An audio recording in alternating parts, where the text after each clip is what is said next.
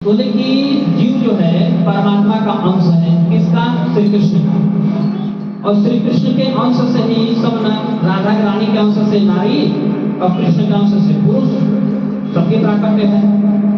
तो जब तक भगवान के भक्ति में, ज्ञान में, भाव में लगा रहेगा जीव, तो लोग उसको पूजेंगे, मानेंगे, अपना दुख टुकड़ा सुनाएंगे, उनके पास जाएंगे। कि जैसे भगवान का भजन कीर्तन छोड़ दिया, यही मलमूत्र के द्वार में फंसा रहेगा। ठीक है, मलमूत्र के भांड में फंसा रहेगा और उसकी जीव की मुक्ति नहीं होती है। अब पुनरपि जननम पुनरपि मरणम पुनरपि जननी जठरे मरणम, यानी बार बार मरना, बार बार पैदा होना और बार बार गर्भ में गिरना, ये लगा रहेगा। बोले ठीक है। अब गए गुरु जी के पास, खोजी जी जब गुरु जी के पास गए तो गुरु जी पूछे, कहो पता कराए? बोले हाँ गुरु जी पता कराया। बोले क्या बताओ? गुरु जी बताए, गुरु जी आप पेशाब कर रहे थे और झगड़ा कर रहे थे, जब खाना कह के जा रहा था, पीपल का बीज, उसको देख करके आप इसलिए हंसे कि जब तक जीव परमात्मा में है तब तक पूजा जाता है, लेकिन अगर परमात्मा से अलग हो गया तुम्हारे भैया को बोलो, कोई भाव नहीं रह जाता है, वो नानी में कीड़े के समान बढ़ता जा रहा है। यही माया देख करके आप हंस रहे थे। बोले वाह क्या बात, जाके रोकिए, पूरा नाश कर रहे हैं। और उनको अपने आश्रम में बड़े साहस से रखे। जब गुरु जी का समय पूरा हुआ, गुरु जी मरणासन में आए तो उन्होंने, गुरु जी कहीं गए हुए थे, तो गुरु जी अपने जितने शिष्य थे सबको बुलाए, एक पेड़, आम के पेड़ के नीचे लेटे थे, अवस्था थी, पकड़िए उन लोग का झगड़ा, लेटे थे। तो बोले देखो इस पेड़ की डाली में एक घंटा बांध दो। बोले क्यों गुरु जी? बोले हम मरेंगे और जब एक घंटा बजेगा तो समझ जाना कि गुरु जी वैकुंठ चले गए। एक शिष्य बोला गुरु जी घंटा नहीं बजा तो बोला गुरु जी कब गए? नहीं गए।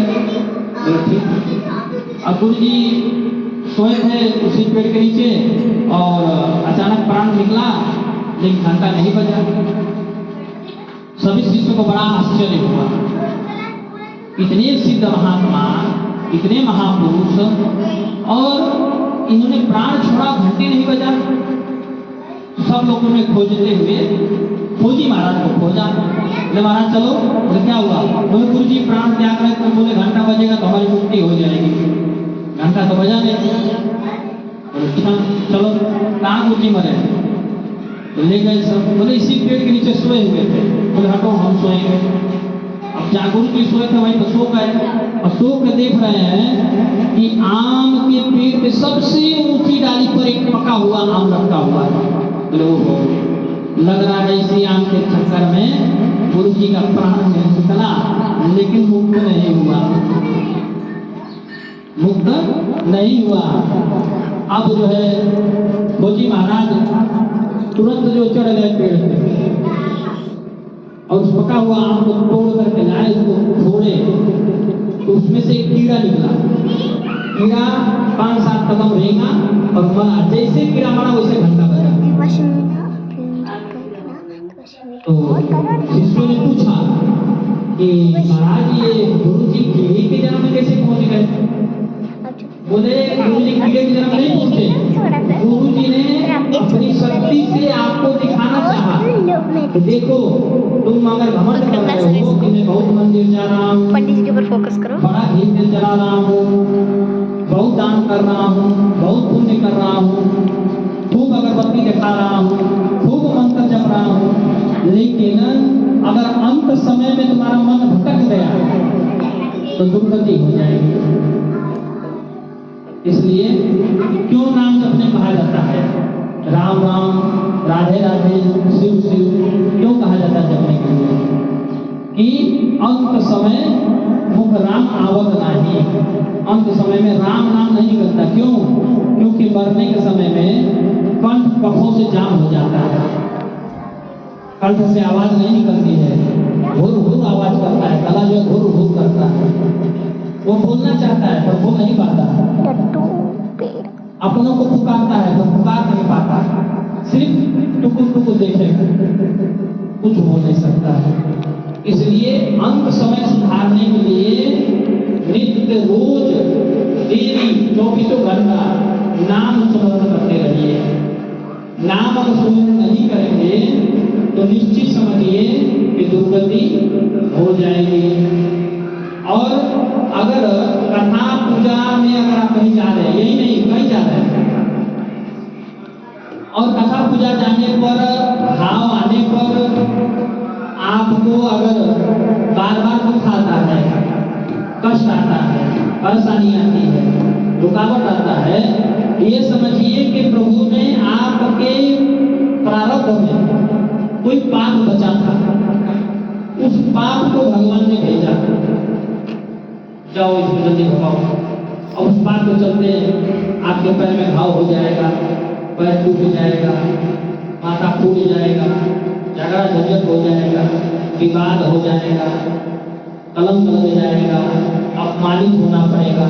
बहुत सारे प्रारब्ध आते हैं, वो प्रारब्ध है। और उसी प्रारब्ध को अगर हमने काट लिया, मतलब प्रारब्ध होगा पर भगवान पर अविश्वास नहीं होगा, और फिर हम कथा में आके बैठे, फिर वो हम संकीर्तन में बैठे, तो निश्चित समझिए वो प्रारब्ध आपका कट गया, प्रारब्ध कट गया। नहीं तो फिर वो प्रारब्ध कटता नहीं है, बढ़ता नहीं है, बढ़ता है। कैसे बढ़ेगा? मान लीजिए आपका प्रारब्ध है, आपने नहीं भोगा या भोग रहे हैं और उस जगह पे नहीं गए, तो क्या होगा? आपका प्रारब्ध आपके बच्चों में जाएगा, फिर आपकी पत्नी पे जाएगा, फिर आपकी माता पे जाएगा, फिर आपके पिता पे जाएगा। ठीक है? वो कटेगा नहीं, घूमेगा, कटेगा, चक्रव्यूह बनाएगा, सबको भोगाएगा। किसी का हाथ टूटेगा, किसी का पैर टूटेगा, किसी का माथा टूटेगा, किसी का दांत टूटेगा, बहुत प्रकार से भोगाएगा। और वही अगर प्रारब्ध भोगते, कष्ट भोगते, और जीव अगर भगवत कथा में आ गया, भगवान क्या करते हैं? अरे ये तो मेरा परम भक्त है, और इसको प्रारब्ध काटे, समझ को प्रारब्ध जल्दी मिटाओ, तो आदेश देते हैं यमराज जी को, हटा दो। भगवान जी का देखते हैं, यमराज जी काम करके खाता बंद कर देते हैं, अरे नायक माफ कर आएगा, प्रारब्ध को नहीं बचे। ठीक है ना? इसलिए भक्ति भाव और श्रद्धा से भगवान का कथा और भजन सुनिए, है ना?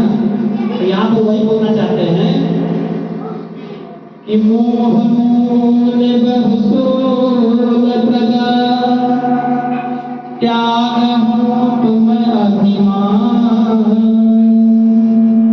भजहु राम रघुनायक कृपा सिंधु भगवान। श्री हनुमान जी रावण को समझाते हैं, जो अभिमान मोह की जड़ है और बहुत से दुखों को देने वाला है। अभिमान मतलब घमंड, उसे तुम त्याग दो, छोड़ दो। मान लो किसी ने आपका अगर कोई दो बात बोल दिया, सह जाओ, रह जाओ और झुक जाओ और चले जाओ, तो आप बरी हो ना। और कृपा सिंधु रघुवंश शिरोमणि भगवान श्री राम का भजन करो, तभी तुम्हारा कल्याण हो सकता है। इसलिए मनुष्य को चाहिए कि वह पहले अपने मन के रावण को अंदर ही अंदर मार दे। बोलो श्री रामचंद्र की जय। जय।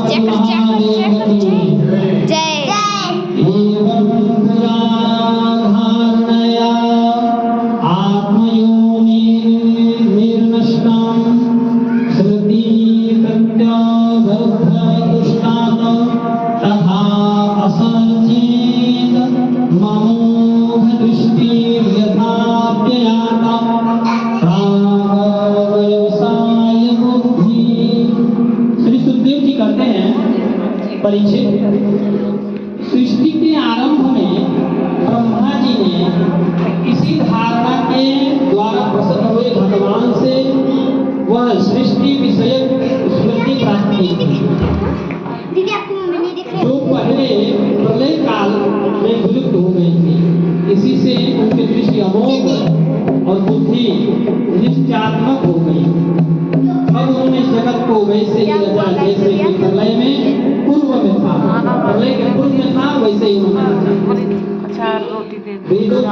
दाल बनाते रोज फेंकते हैं। हमको तो अचार ही पसंद है। इस प्रकार की है कि लोगों की बुद्धि स्वर्ग आदि भोगों में फंस जाती है। देखिए, क्या निकालना है बाबू? अगर टूट गया था। नहीं देखो, आप ये सोचते हैं कि अच्छा काम करेंगे, बड़ी दान पुण्य करेंगे, करना होता है, तो उसको स्वर्ग मिल लॉक है ना, जाएगा। उसको एक ही बार तो दबा स्वर्ग देना में होता है, तब वो तक रहेंगे जब तक पुण्य लगेगा। हम लोग पहले हम भी और पुण्य खत्म हुआ तो उसको देखो, आराम से उसका होल है ना, उसमें उसको दबा देते तो किसी भी रूप में चले जाइए, आपको धरती पर आना पड़ेगा।